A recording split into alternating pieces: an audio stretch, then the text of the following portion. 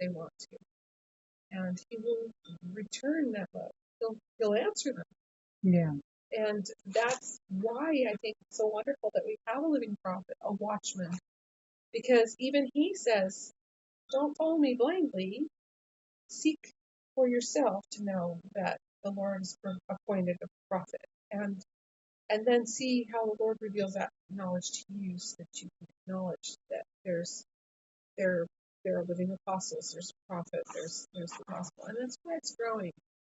Because people, when they reach that understanding, it means the Lord nourished them enough to help them come into the fold, to the gathering of Israel. They'll have the power to stay covenanted, or to make that connection, that promise. And when that is there, there's that kind of experience.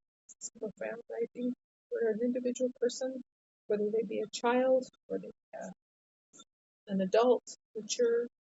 Life has many ways of teaching us those things, and then we see the truth and it gives us peace. So even in the scattering of Israel, there's the gathering, and that's where he cares enough to bring us forward together.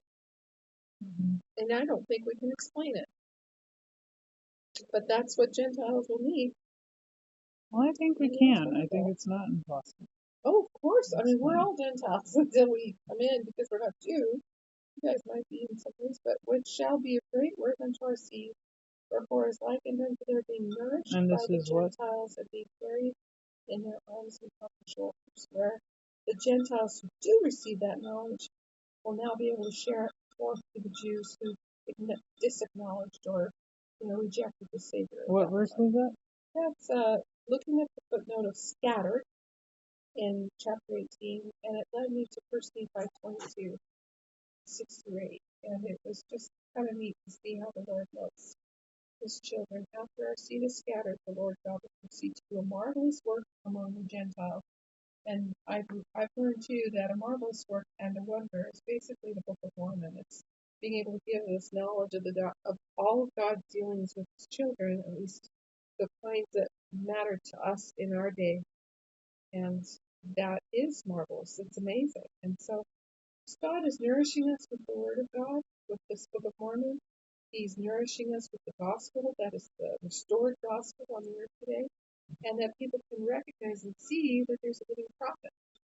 That these three things make it possible for us to comprehend that. Being Gentile, not having this lineage knowledge, but yet we're part of that family, or those that were of the two tribes that were connected with the rest of the 10 that are disconnected out there of Israel, whereas the 2 tribes of Judah were, just the northern kingdom and the southern kingdom, and how they broke apart and all that. It wouldn't be something I would even know or care about in a day where I live in an inner city or out in the country and I'm Gentile and I have no idea, unless I'm learning with these other things that can help nourish my spirit. The Book of Mormon, knowing there's a living prophet, keeping in connection with what the apostles and prophets are teaching, and then of course that personal revelation from my studies or from what they're teaching, and being able to have that personal revelation, pray, and then get that connection, and through that personal conviction, believing it's true, seeing that there's evidence there. Suddenly now it's making sense. The Lord is carrying us patiently as lambs while these wolves are still out there. But somehow, in all the countries, there's things that will prey upon those who are striving to live with. So it's, even in spite of all that, he's nourishing us through the fear and those things that we said, right? Yes, he's always there. Yeah. And just a mode of translation. For the first verse, when he says, woe unto the land, woe was a lighter connotation than usually it's thought of as negative. But the way the word is in translation it's a lighter connotation. The food of Egypt is being referred to as Ethiopia, and that there's kind of thing. It's not woe as in negative, like woe, woe unto you. It's more, ah, a land of whirling wings. Like perhaps buzzing wings. This was other thought. Mine was the birds of that region that have the stork kind of long leg and the white big birds that whirls the water as they fly out of it. So that was my imagery. It's not written here. It's my imagery of whirling winds beyond the rivers of Ethiopia, because you see those in the Nile and then they fly out. And the Nile has been a connection between these countries and kept them strong. So that is something to think of with the first verse there.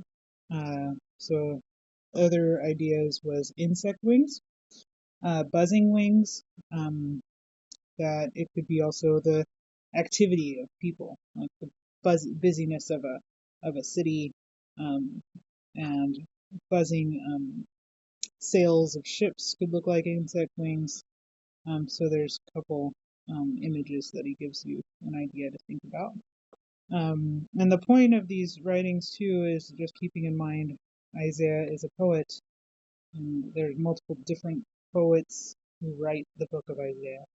And with that, it gives the opportunity for you to really imagine what what it means to you. So that's why we always ask that. What does this mean to you as you're reading?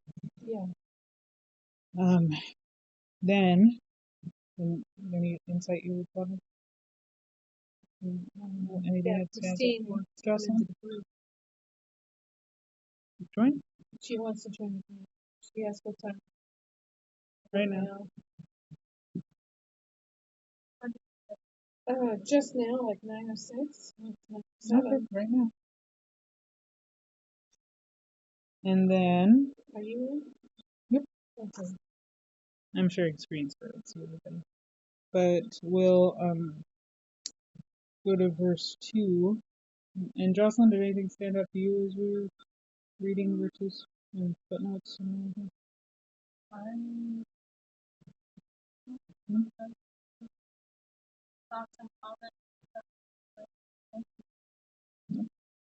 So verse 2 is bulrushes. He mentions that it's papyrus. Papyrus is what they build the boats out of in that region.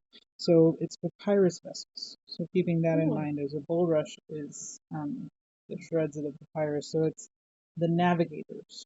And you see, and it came to mind for me last night talking about Tahitian navigators. And we were discussing that canoes and how it takes time to get places, but the opportunity to navigate, it's not by yourself, it's with a team that are all working together in different capacities, but doing the best you can in those capacities. And it comes to mind also a video, I don't know if anyone's seen it, but it's the one that one of the brethren, I don't think he's so old, he's probably in his 70s, but he shared um, about light. And with light, no, this is in conference. Let me get to seeing if it'll load and then I'll play it like I did the other one. But all the same, talking about kind of the going swift messengers being those who have this knowledge, sending ambassadors by sea. So ambassadors with the opportunity to share, for one, starting off with the understanding that it's not a negative woe, it's a positive, look at what we have here, the people. And then ye swift messengers to a nation scattered in fields. So going to a place that is scattered, go to the people, find them, and beginning hither to a nation meted out of spot and trodden. So mixed, having problems. I don't know what meted means. We can look that up. Mom, would you look Sure. up what meted means? And then a nation meted, trodden down. So trodden down. We know that it's like having a challenge. They're going through things. These landed rivers have been spoiled. Like they're really going through it. But having a messenger be able to go and help. So who's the messenger? And it seems quite likely that when Isaiah says, like, sends envoys by sea, he's speaking of the Cushites sending envoys to others, including Judah, in their political maneuvering aimed at extending their own power and keeping the Assyrians at bay. The phrase, "Go ye swift messengers to a people tall and hairless," seems to describe messengers being sent to Egypt or Cush. Thus Isaiah may be describing the diplomatic correspondence between Cushites, Egypt, and Judah that lead to Judah allying itself with Egypt in their rebellion against Assyria. While undoubtedly Egypt is being described in this verse, a latter-day fulfillment of this image could be included the sending of missionaries from the earliest days of the church until now, missionaries who go throughout the world swiftly bearing tidings of the gospel. And so that could be missionaries, it could be us. We're all missionaries, right? We're all representatives. So it's going forward to help those people. But you're not going alone, you're with a group, you know, and not trying to go in too far or too fast or go in places we can't have the Spirit abide with us, right? Being discerning. Ye are all ye. About meted, by the way. Oh, okay, go ahead. New International Version is who has measured the waters in the hollows of his hands. In translation, same thing. Measured off the heavens. Standard, who has measured the waters in the hollow of his hand. Bureau. And then King James, who hath measured the waters of the hollow of his hand, and meted out heaven with the span, and comprehended the dust of the earth in the measure, and weighed the mountains in scales and the hills in a balance. This is Isaiah 40, though, by the way. So it could be not just the trodden down; it's the opposite. It's not just doubly like you'd say sometimes, just adding more like meted and trodden down. It's the educated, those who've done the study. These messengers are not just for the trodden down. It's for those who have measured heaven, who studies, those people who need support too, the 90 and 9. Yeah. You know, we need that support too. It's not just the one, and I love that song. I was singing it on my way up, of Michael McLean.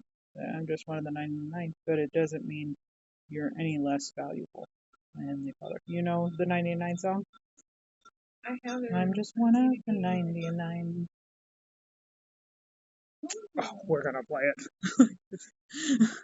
I was singing it on the drive, and it's a beautiful message of. I want to sing it. It just was a little thought as I was driving. I think I'll message Ellers. I want him to accompany me in guitar, and we'll sing it together. I think that'd be fun. I think so. I'll message him. That was the thought on the drive, and so it's about, we always hear about the one who went astray and Please find joy Savior in went the to him, right? Live the gospel. But are we? What about the 99? I'm just one of the 99. I'm not perfect, but basically I'm doing fine. I'm not tempted to run and become the lost one. I'm just here in the heart of the fold. So why is my shepherd coming this way toward me? He's searching to find me, and he's calling my name. Yes, he's calling my name, but how could it be? I'm just one of the 99. And he is searching to find me, and he's holding me now. Yes, he's holding me now and teaching me who I am. Little one, I know where you've been, so I know where you'll be. Because all of your life you've been following me. You are more than just one of the sands of the sea, or just one of the 99. You are mine. It's really nice. So we'll listen to it with the music. But you got the message now, and then listen.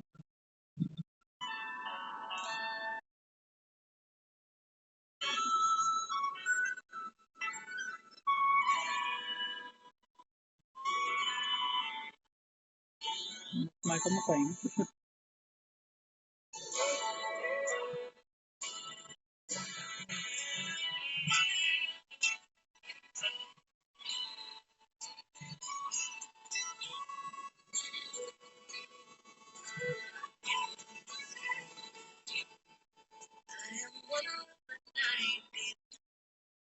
I'm not perfect, but basically I'm doing fine. I have not lost my way. I've not gone astray. I'm just one of 99. I am here in the heart of the fold.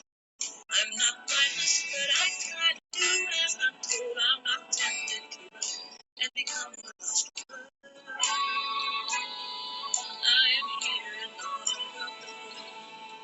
So why am I suffered in this earth for me?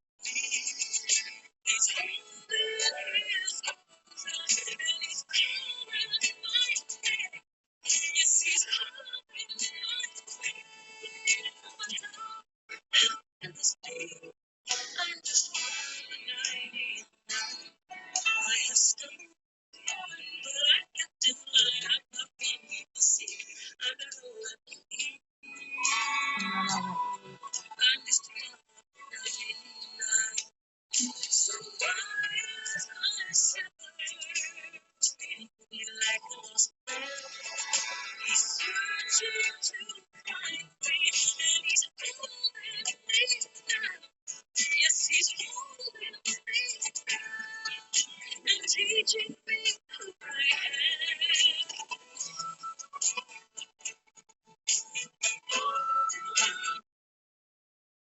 Have you any idea how brightly you shine? You are safe in this hold, and it's time you were told that I know where you've been, so I know where you be. Because all of your life you've been following me. You are more than just one of the sands of the sea, or just one of the 99. You are mine.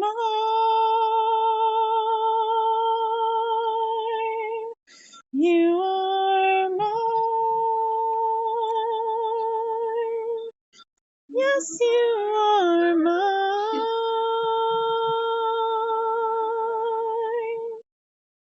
I'm just one of the 99.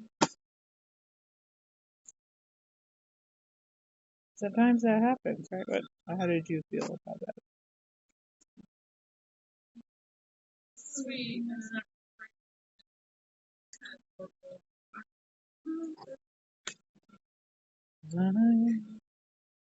Okay. At times there is that thought, this, well, I'm just doing the little things every day. They don't see how important you are. And at times we each have those moments when we don't recognize our worth, and Heavenly Father does. And He wants to see you too, hold you in Himself, and know that you're worth being cared for like the lost lamb. And it's not just for the ones who run away, it's for the ones who are staying.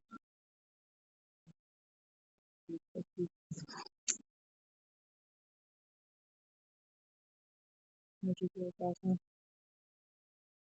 I'm glad you could hear that song. So we'll talk about, I'll bring up this video too,